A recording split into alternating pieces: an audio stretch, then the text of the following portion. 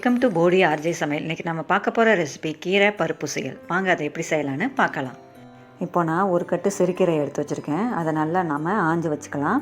ஆஞ்சி வச்சுட்டு ஒரு 3 தடவை நம்ம தண்ணியில் போட்டு நல்லா அலசிட்டு அதில் இருக்கிற மணலையெல்லாம் க்ளீன் பண்ணி வச்சுக்கலாம். நெக்ஸ்ட்டு கடலைப்பருப்பு ஒரு 50 கிராம், துவரம்பருப்பு 50 கிராம் போட்டு ஒரு 1.5 மணி நேரம் நம்ம தண்ணியை ஊற்றி ஊற வச்சிடலாங்க. ஊற வச்சு எடுத்து வச்சுக்கலாம்.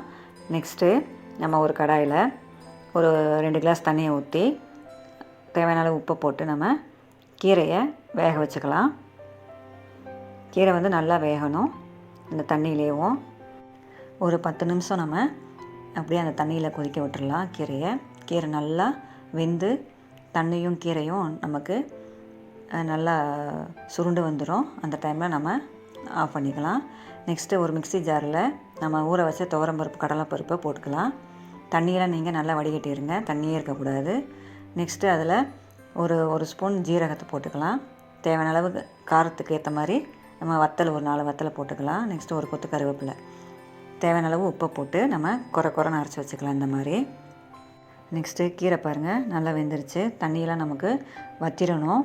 தண்ணியை வடிகட்டிடாதுங்க, அப்போ சத்தெல்லாம் போயிடும். நெக்ஸ்ட்டு நம்ம ஒரு கடாயில் எண்ணெயை ஊற்றி கடுகு போட்டுக்கோங்க. நான் கடுகு நல்லா பொரிஞ்ச உடனே அது கூட ஒரு பெரிய வெங்காயத்தை பொடி பொடியாக நறுக்கி போட்டிருக்கேன். 2 பச்சை மிளகாவையும் நறுக்கி போட்டுக்கலாம். அது நல்லா ஃப்ரை ஆகட்டும். இப்போது நம்ம ஒரு 1/2 ஸ்பூன் மஞ்சள்தூள் போட்டுக்கலாம். தேவையான அளவு பெருங்காயத்தை போட்டுக்கலாம். நம்ம போட்டு நல்லா ஒரு தடவை நம்ம கிளறி விட்டுக்கலாம்.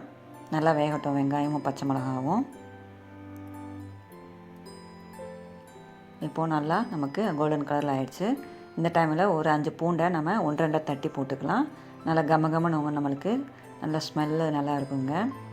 நமக்கு அந்த பருப்பு உசியல் வந்து சாப்பிடும் போதே நல்லா டேஸ்ட்டாக இருக்கும். அதனால் பூண்டை போட்டுக்கோங்க. பூண்டு வேணான்னா நீங்கள் ஸ்கிப் பண்ணிக்கலாம்.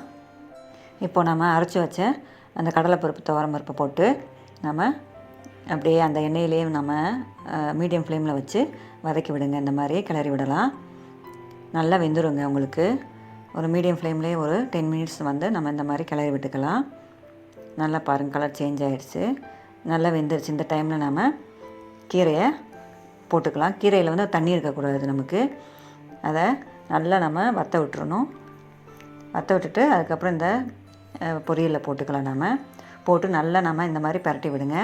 ஒரு 10 மினிட்ஸ் இந்த மாதிரி நம்ம கிளறி விட்டுக்கலாம். அப்போ தான் கீரையும் பருப்பும் உங்களுக்கு சேரும். உங்களுக்கு சிறுகீரைன்னு இல்லை, முளைக்கீரை, அரைக்கீரை, பொன்னாங்கண்ணி கீரை எல்லாத்துலேயும் நீங்கள் இந்த மாதிரி இதே மெத்தடாக செஞ்சிங்கன்னா சூப்பராக இருக்குங்க. பொன்னாங்கண்ணி கீரை சூப்பராக இருக்குங்க, இதுக்கு பெஸ்ட்டு சாய்ஸாக இருக்கும். நம்ம பீன்ஸு இல்லாட்டி நம்ம வாழைப்பூ அதில் செய்கிறத விட இந்த மாதிரி கீரையில் செஞ்சு பாருங்கள், செம டேஸ்ட்டாக இருக்குங்க. கண்டிப்பாக எல்லாத்துக்கும் நம்ம இதை வச்சு சாப்பிட்லாம். கண்டிப்பாக ட்ரை பண்ணி பாருங்கள். மீண்டும் அடுத்த வீடியோவை சந்திக்கும் வரை நன்றி, வணக்கம்.